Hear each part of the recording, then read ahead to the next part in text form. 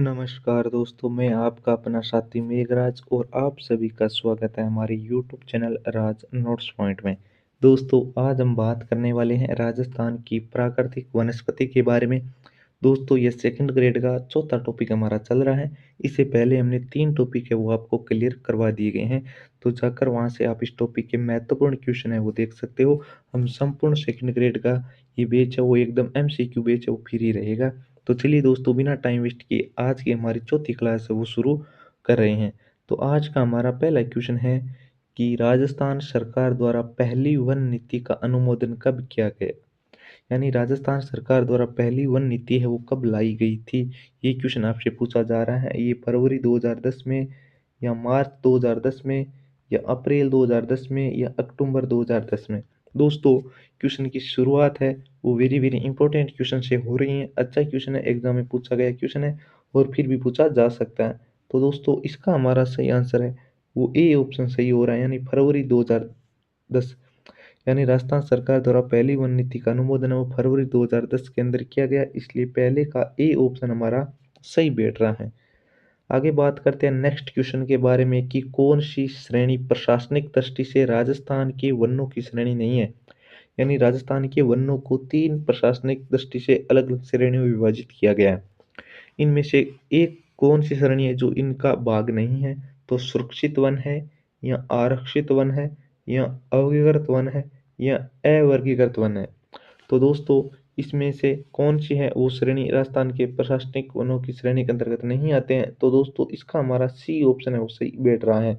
यानी वर्गीकृत वन है वो प्रशासनिक दृष्टि से वनों की श्रेणी के अंतर्गत नहीं आता है।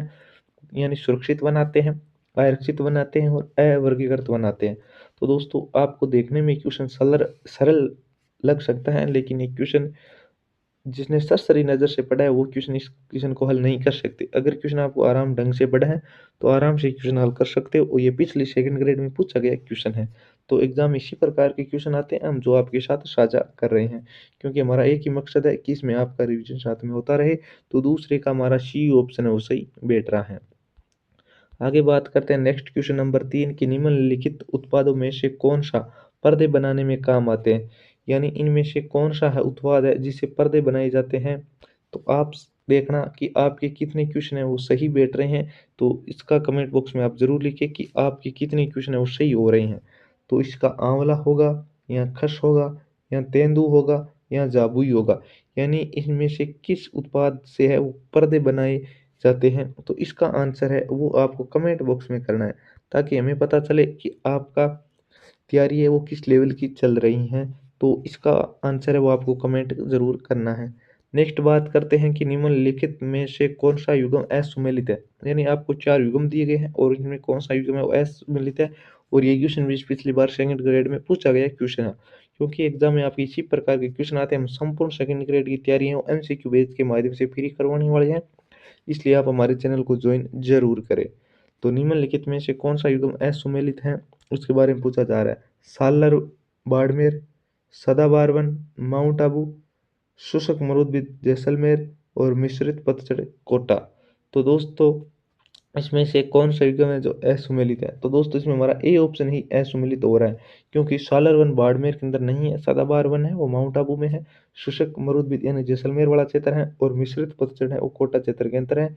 इसलिए चौथे में हमारा ए ऑप्शन है वो सही हो रहा है, यानी सालर वन है वो बाड़मेर के अंतर्गत नहीं है, इसलिए चौथे में हमारा ए ऑप्शन सही है। आगे बात करते हैं कि किन जिलों में मिश्रित पतझड़ वन पाए जाते हैं। तो मिश्रित पतझड़ हमने यही बात की, चौथा क्वेश्चन था। यानी मिश्रित पतझड़ है वो कोटा वाले क्षेत्र में पाए जाते हैं, यानी आड़ूती वाले क्षेत्र में पाई जाती हैं। तो यहाँ पर कौन सा है वो हमारा सही बैठ रहा है, तो मिश्रित पतझड़ वन है। तो 5 में हमारा ए ऑप्शन सही बैठ रहा है, यानी उदयपुर, कोटा, बूंदी व चित्तौड़गढ़। तो उदयपुर, कोटा, बूंदी व चित्तौड़गढ़ में मिश्रित पतझड़ वन पाए जाते हैं। इंपॉर्टेंट क्वेश्चन है, लगा लेना आप। इसे मत कर देना डूंगरपुर, बांसवाड़ा, प्रतापगढ़ मत कर देना, क्योंकि इसका सही आंसर है उदयपुर, कोटा, बूंदी व चित्तौड़गढ़ होगा। इसलिए 5 में हमारा ए ऑप्शन है वो सही बैठ रहा है। नेक्स्ट बात करते हैं 6 नंबर क्वेश्चन के बारे में कि सेवन व लवण घास राजस्थान के किस जलवायु प्रदेश में होती है। यानी सेवन व लवण घास है वो राजस्थान के किस जलवायु प्रदेश में पाई जाती है। वो अर्ध शुष्क, या उफादर, या आदर, या शुष्क। दोस्तों, आपके कितने क्वेश्चन सही हो रहे हैं वे आप राय अपनी कमेंट बॉक्स में ज़रूर दें। और आपको वीडियो में क्या थोड़ी बहुत बाई मिस्टेक लग रही हैं तो कमेंट ज़रूर करें। नेक्स्ट वीडियो में हम उस प्रॉब्लम को सुधारने की पूरी कोशिश आपके साथ करेंगे। तो छठा हमारा में डी ऑप्शन है वो सही हो रहा है, यानी शुष्क क्षेत्र में सेवन व लवण घास राजस्थान के जलवायु प्रदेश में पाई जाती है, इसलिए 6 में हमारा डी ऑप्शन है वो सही बैठ रहा है। नेक्स्ट बात करते हैं 7 नंबर की, राजस्थान में शुष्क सागवान वन कहाँ पाए जाते हैं। तो राजस्थान में शुष्क सागवान वन कहाँ पाए जाते हैं, पश्चिमी राजस्थान में, आबू पर्वतीय क्षेत्र में, डूंगरपुर बांसवाड़ा में, या अलवर भरतपुर में। इंपॉर्टेंट क्वेश्चन है और अच्छा भी क्वेश्चन है कि राजस्थान में सालर राजस्थान में शुष्क सागवान वन है वो कहाँ पर पाए जाते हैं। तो दोस्तों सागवान के वन है वो डूंगरपुर बांसवाड़ा में सर्वाधिक पाए जाते हैं, इसलिए साथ में हमारा सी ऑप्शन वो सही बैठ रहा है। नेक्स्ट बात करते हैं, भारत में वन जीव संरक्षण अधिनियम किस वर्ष में लागू किया गया था। यानी भारत में वन्य जीव संरक्षण अधिनियम है वो किस वर्ष लागू किया गया था। अच्छा क्वेश्चन है। तो 1962, 1970, 1982 या 1972। तो ये क्वेश्चन आपसे पूछा जा रहा है, तो 8 में हमारा सही होगा डी ऑप्शन, यानी 1972 में हमारा डी ऑप्शन वो सही हो रहा है, इसलिए 8 में डी ऑप्शन। तो भारत में वन्य जीव संरक्षण अधिनियम किस वर्ष लागू किया गया था, 1972 के अंदर। नेक्स्ट क्वेश्चन है 9 नंबर की, वन्य जीव अभ्यारण्य व जिला में कौन सा युग्म गलत है। यानी आपको चार है, एक ही साइड अभ्यारण्य दिए गए हैं वन्य जीव अभ्यारण्य, और दूसरी तरफ है वो आपको डिस्ट्रिक्ट दी गई है, इसमें से कौन सा युग्म है वो असुमेलित है, ये क्वेश्चन आपसे पूछा जा रहा है। तो पहले में सज्जनगढ़ उदयपुर, यानी सज्जनगढ़ वन्य जीव अभ्यारण्य है वो उदयपुर के अंतर्गत है, यानी ये ऑप्शन हमारा सही है। दूसरा केसरबाग धौलपुर, यानी केसरबाग वन्य जीव अभ्यारण्य धौलपुर के अंतर्गत है, ये भी हमारा सही है। तीसरा है सरिस्का अलवर, ये भी हमारा सही है। ये क्वेश्चन पिछली बार सेकंड ग्रेड के अंदर पूछा गया था, अभ्यारण्य वाला और डिस्ट्रिक्ट वाला। तो ध्यान रखना क्वेश्चन यहीं से भी बनते हैं। हमारा एक ही मकसद है कि आपका साथ साथ में अच्छे से रिवीजन होता रहे। और चौथा है कि जमुआ रामगढ़ झालावाड़, तो ये ऑप्शन हमारा गलत हो जाता है, यानी सरिस्का अलवर के अंतर्गत है, केसरबाग धौलपुर, सज्जनगढ़ उदयपुर के अंतर्गत है, इसलिए 9 में हमारा डी ऑप्शन वो सही बैठ रहा है।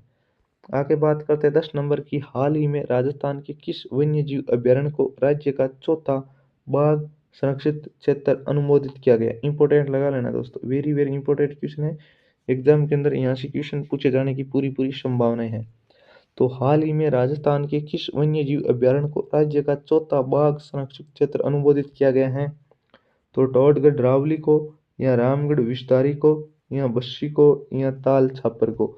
अच्छा क्वेश्चन है 10 नंबर। तो दोस्तों इसका सही ऑप्शन होगा रामगढ़ विस्तारी है, वो चौथा है बाघ संरक्षित क्षेत्र अनुमोदित किया गया है, इसलिए 10 में हमारा बी ऑप्शन है वो सही बैठ रहा है। तो 10 में बी ऑप्शन यानी रामगढ़ विस्तारी। आगे बात करते हैं 11 नंबर। तो उससे पहले मैं आपको बता दूं कि हमारी सेकंड ग्रेड की है वो एमसीक्यू बैच है, वो एकदम निःशुल्क चलने वाला है। तो अलग से प्लेलिस्ट मिल जाएगी, साथ में करंट अफेयर्स की भी क्लासेस चल रही हैं, तो उस क्लासों को भी आप जरूर ज्वाइन करें, तो वहीं उसकी भी अलग से प्लेलिस्ट बनी हुई है। नेक्स्ट 11 नंबर क्वेश्चन है कि राजस्थान में दर्रा अभ्यारण्य कहाँ पर स्थित है। यानी आपसे दर्रा अभ्यारण्य है वो कौन से जिले के अंतर्गत है, ये आपसे क्वेश्चन पूछा जा रहा है।